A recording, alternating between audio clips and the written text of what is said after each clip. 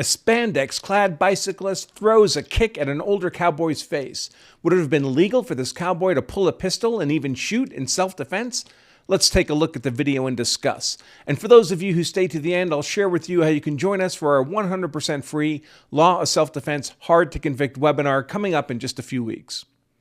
Let's jump right into the videotape and discuss. Here we go. Hey! Hey! Call the police! Richard, we ain't doing nothing. And now, just for fun, a slow motion clip of just the kick. call the police!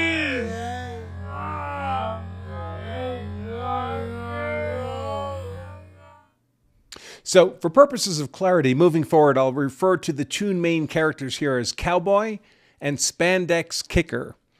And hopefully that doesn't require further explanation. There's also the supporting character here I'll refer to as Spandex Red.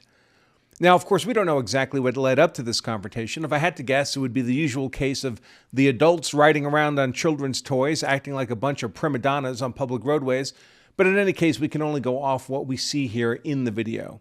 And in that context, the question for today's show is this. Would the cowboy have been legally privileged to draw a handgun and shoot Spandex Kicker in the face?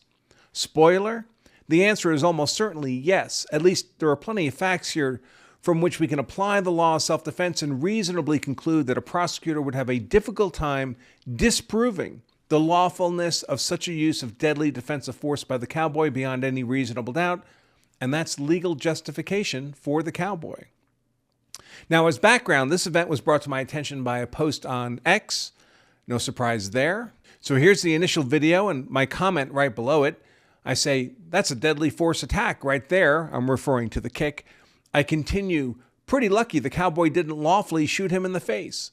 And to that, another account, Trueborn of the Phoenix, responds, deadly force? No, it's not. You think MMA is gladiator combat to the death? LMAO.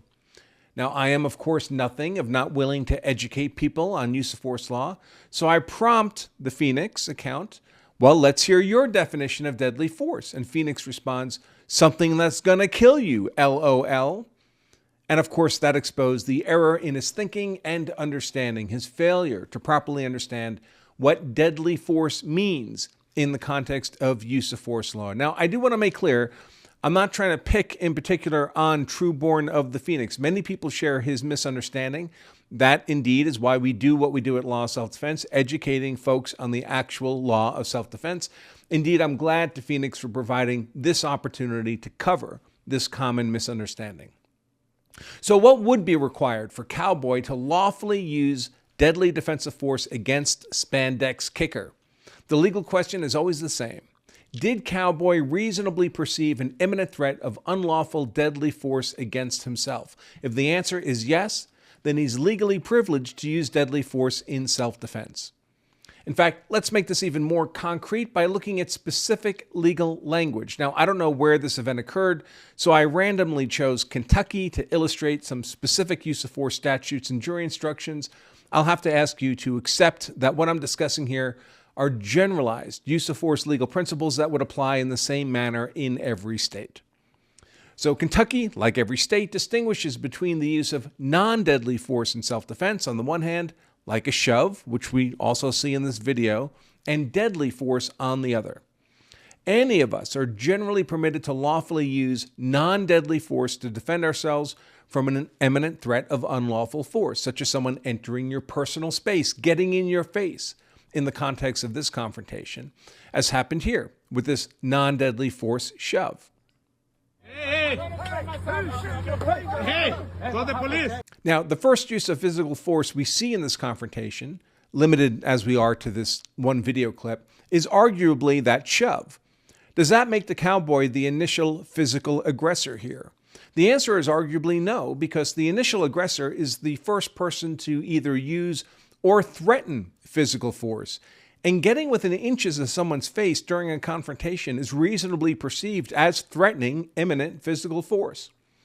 Further, the cowboy appears to be alone, whereas Spandex Red is clearly accompanied not only by Spandex Kicker, but also some other riders, so there's a disparity of numbers dynamic at play as well. Cowboy is allowed to assess the prospective threat against him as the cumulative, aggregate danger presented by the entire group confronting him, not just each person individually. But even if we assume that Cowboy's shove of spandex red was an initial unlawful act of aggression, at worst, the intensity of that aggression was non-deadly. A shove of this type is not readily capable of causing death or serious bodily injury. So even if Cowboy's shove was an unlawful use of force, it was merely unlawful non-deadly force, meaning that the defensive response by the bicycle riders would be limited to non-deadly defensive force.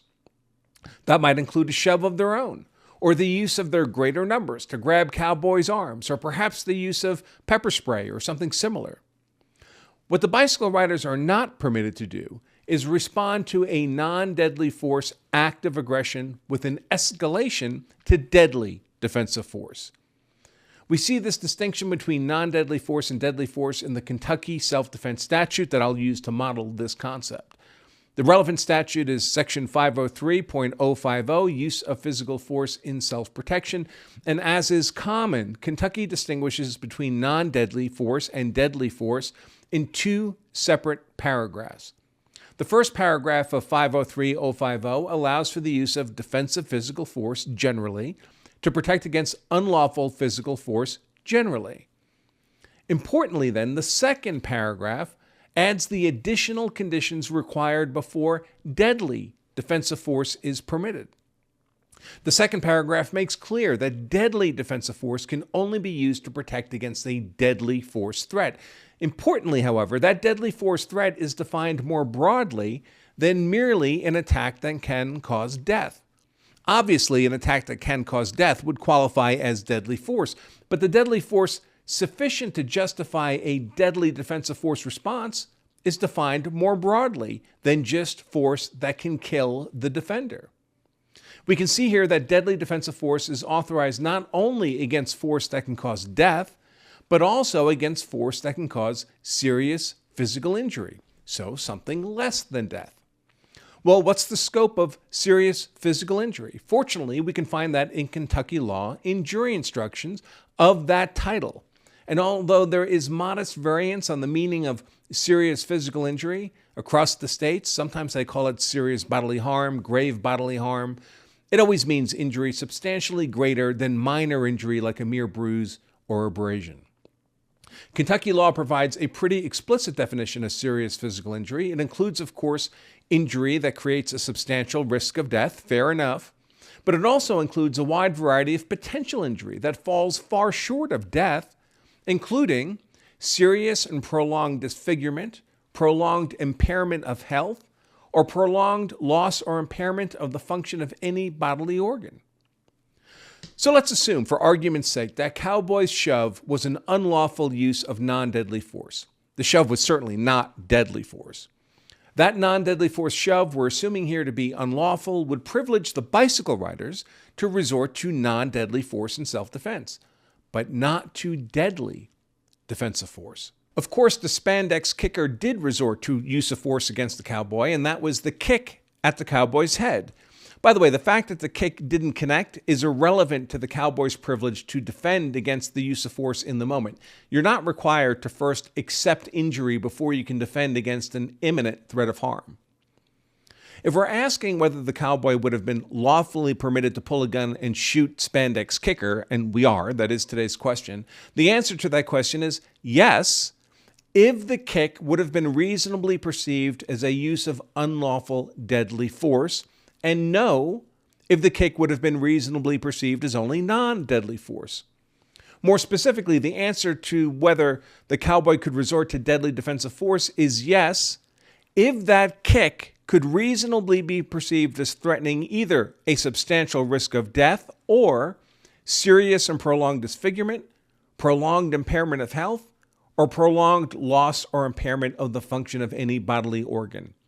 So let's examine the nature of the kick.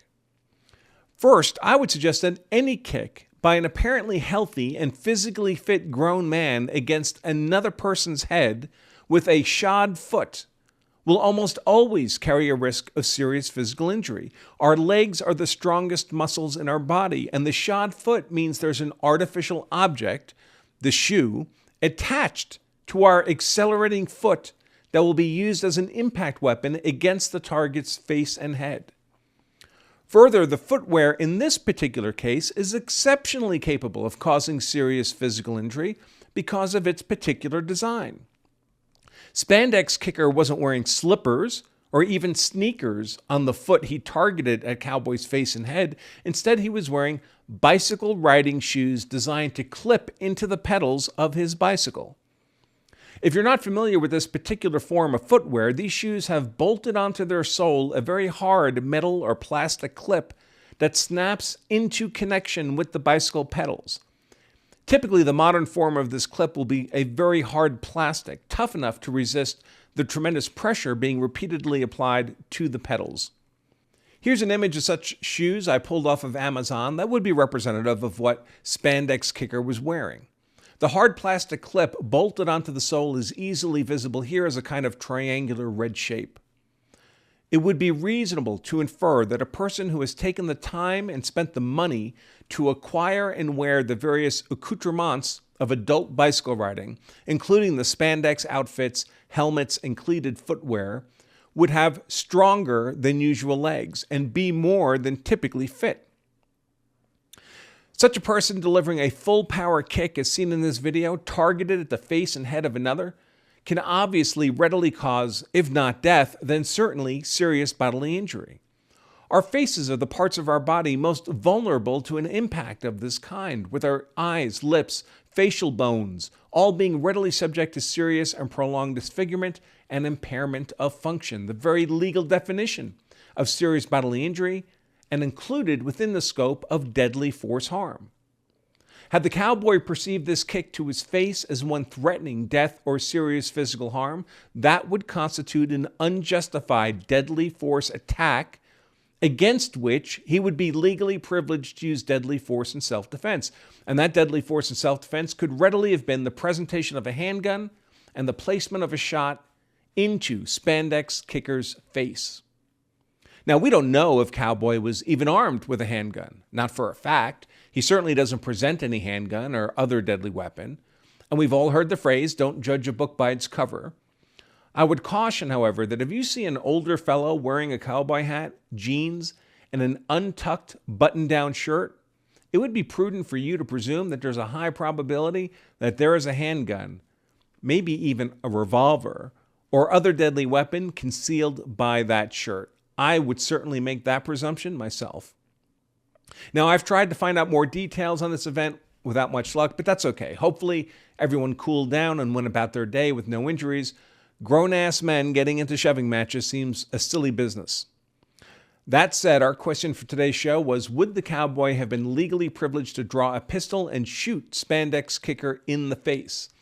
And as I've just explained, and especially in the context of the burden of proof being on this prosecution to disprove this narrative of lawful self-defense beyond any reasonable doubt, the answer to that question is almost certainly yes. Okay, folks, before I wrap up, I want to share with you how you can join us for our 100% free Law of Self-Defense Hard to Convict webinar coming up in just a few weeks. This free webinar teaches you how to be hard to convict if you're ever compelled to use force in defense of yourself, your family, or your property. The class is live streamed by me, and there's plenty of opportunity for Q&A. Again, the Hard to Convict class is 100% free, but we do limit seats to allow for adequate opportunity for Q&A. So I urge you to grab your seat right now before they're all gone by signing up at lawofselfdefense.com/hard-to-convict. I'll close up by reminding all of you again that if you carry a gun for self-defense, so you're hard to kill, that's why I carry a gun, so I'm hard to kill, so my family is hard to kill, then you also owe it to yourself and your family to know the law, so you're hard to convict as well. Until next time, I remain Attorney Andrew Branca for lawofselfdefense.com. Stay safe.